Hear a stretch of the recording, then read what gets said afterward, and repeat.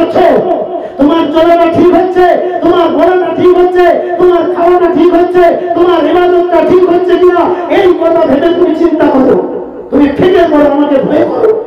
আল্লাহ পাক জানিয়েছে কোরআন শরীফে বিধিকরণ হচ্ছে, ইয়া আইয়ুহাল্লাযীনা আমানু তাকুল্লাহ,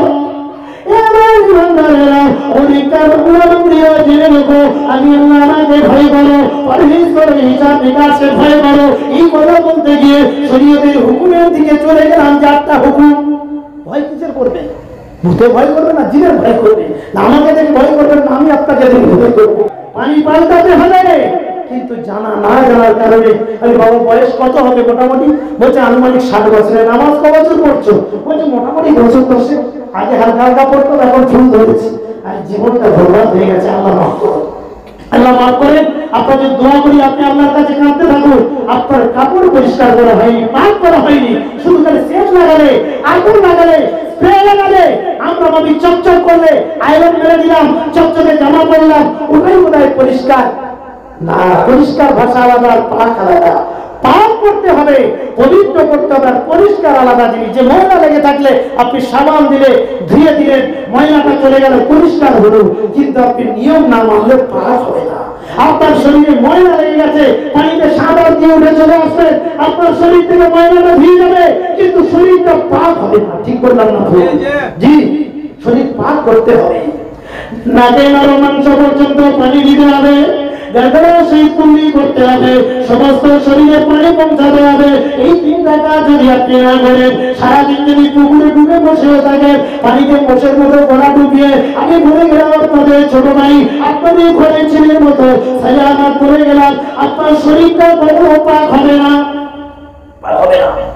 ন্যূনতম কমসে কম আপনার নাকে পানি দিতে হবে নরম মাংস পর্যন্ত। অনেক ছেলে তো আছে আমার ভাইরা, সোনার ভাইরা, তারা কিন্তু ব্যাপারটা বোঝে না। সোনার ভাই বললে আবার যেন ভাববেন না আমরা সোনা ভাই শুরু করে বলছি, ওটা না, জাস্ট এটা সম্বোধন করলাম। আমার ভাই জানে না, ছেলেরা, বাচ্চারা তারা জানে না যে গোসলটা কিভাবে করতে হয়। ক্ষমতা এরকম কাজ করবেন না।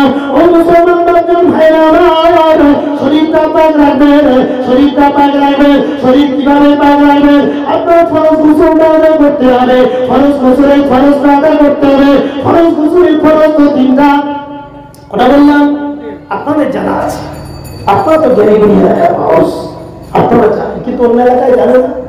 ওই যে বলবে 1 বালতিতে 3 বার কাপড় ঢুকিয়ে, আমি দেখালে হাসে, আচ্ছা আচ্ছা এখন ঠিক আছে তো, বলছে ঠিক আছে, এখন উনি হায়াতে আছেন, আমিও আছি, আল্লাহ রেখেছেন, দেখা হলে মাঝে মধ্যে। অন্যদিকে বলবো না। তোমার জন্য আমার মুসলমানেরা সাল্লাল্লাহু আল্লাহ তাআলা জানালেন, ইয়া আইয়ুহাল্লাযীনা আমানু তাকুল্লাহ ওয়া কুনু মা'আস-সাদিকিন। ওই যে শুরুতে বলছিলাম, সৎ সঙ্গ আপনি ধরুন। এটা আমার কথা, মঙ্গলা কথা। রব জানালেন যে ভালো জায়গায় থাকলে, ভালো মানুষের কাছে থাকলে আপনি ভালো হয়ে যাবেন। কে জানিয়েছেন? একটু চিল্লা বলিয়েছেন, একটু চিল্লা বলবেন। আল্লাহ পাক জানিয়েছে, কোরআন শরীফে বিধিকরণ হচ্ছে, ইয়া আইয়ুহাল্লাযীনা আমানু তাকুল্লাহ, আমি আল্লাহ আমাকে ভয় করো, পরহেজ করো, হিসাব নিকাশে ভয় করো। এই কথা বলতে গিয়ে শরীয়তের হুকুমের দিকে চলে গেলাম যে একটা হুকুম। ভয় কিসের করবেন? ভূতে ভয় করবে না, জিনের ভয় করবে না, আমাকে দেখে ভয় করবেন না, আমি আপনাকে দেখে ভয় করবো। যে আপনার বেরোনে লাঠি মেরে দিবস সঙ্গে মামলা চলছে রাস্তায়, ভয় করো। তুমি কি শরীয়তের হুকুমকে মানতে পারছো? তোমার চলাটা ঠিক হচ্ছে, তোমার বলাটা ঠিক হচ্ছে, তোমার খাওয়াটা ঠিক হচ্ছে, তোমার ইবাদতটা ঠিক হচ্ছে কিনা, এই কথা ভেবে তুমি চিন্তা করো, তুমি ফিরে করো, আমাকে ভয় করো। অকুনু মা'আস-সাদিকিন। তোমার এই ভাবনাটা তখনই সফল হবে, কামিয়াব হয়ে যাবে। যে আপনার বেরোনে লাঠি মেরে দিবস সঙ্গে মামলা চলছে রাস্তায়, ভয় করো। তুমি কি শরীয়তের হুকুমকে মানতে পারছো? তোমার চলাটা ঠিক হচ্ছে, তোমার বলাটা ঠিক হচ্ছে, তোমার খাওয়াটা ঠিক হচ্ছে, তোমার ইবাদতটা ঠিক হচ্ছে কিনা, এই কথা ভেবে তুমি চিন্তা করো, তুমি ফিরে করো, আমাকে ভয় করো। অকুনু মা'আস-সাদিকিন। তোমার এই ভাবনাটা তখনই সফল হবে, কামিয়াব হয়ে যাবে। অকুনু মা'আস-সাদিকিন। তুমি সত্যবাদীদের সঙ্গে, নেককারদের সঙ্গে, আল্লাহ ওয়ালাদের সঙ্গে, আল্লাহর ওলি বান্দাদের সঙ্গে, আল্লাহর মাহবুব বান্দাদের দলভুক্ত হয়ে যান। তেনাদের সংসর্গে থাকলে, দলভুক্ত হয়ে গেলে আপনারই ভয়টা, আপনার এই ক্ষোভটা, আপনার এই চিন্তা ভাবনাটা আমার আল্লাহ তাআলা সফল করিয়ে দেবেন। বলুন সুবহানাল্লাহ।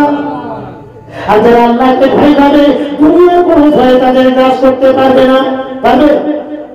আল্লাহ তাআলা জানিয়ে দিলেন, ফামান তাবিআ হুদায়া ফালা খাউফুন আলাইহিম ওয়ালা হুম ইয়াহজানুন।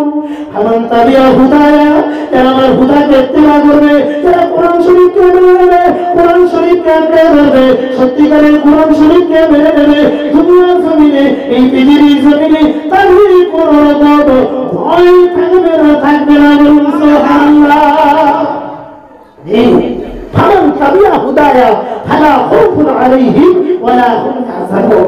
তাদের কোনো ভয়ও থাকবে না, তাদের কোনো চিন্তা ভাবনাও থাকবে না। বলুন সুবহানাল্লাহ। তোমরা তোমরা আমার মুসলমানেরা, মৃত্যু অনিবার্য হবেই হবে, মৃত্যু আমার আপনার আসবে।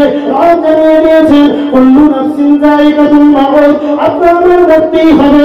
আমরা কত প্রকারে ভুল, যেটা হলো হক, যেটা হলো হাল, সেটা ছেড়ে দিয়ে আমরা অন্যদিকে যাই।